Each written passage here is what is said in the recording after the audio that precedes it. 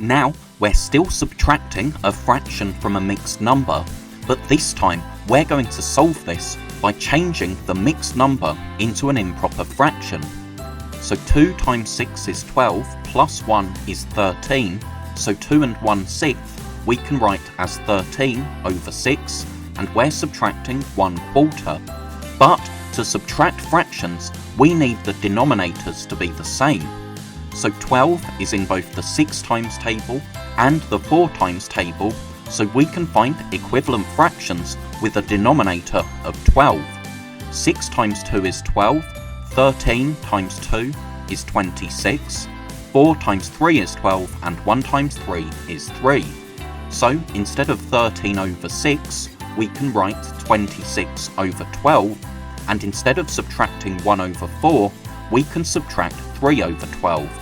So when subtracting fractions, we keep the denominators the same, and 26 minus 3 is 23.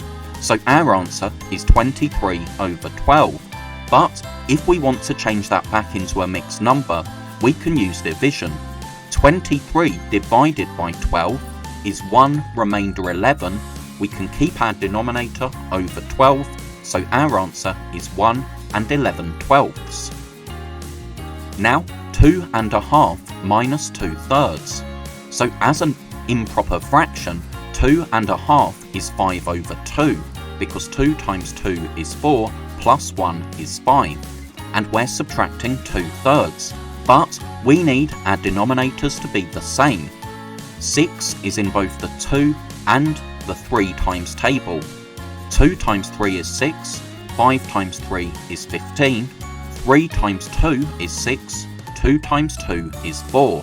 So instead of 5 halves, we can write 15/6, and instead of 2/3, we can subtract 4/6. So now we keep the denominator the same in our answer. 15 minus 4 is 11, so our answer is 11/6. And if we want to change that back into a mixed number, we can use division. 11 divided by 6 is 1 remainder 5. We keep the denominator over 6, so our answer is 1 and 5/6.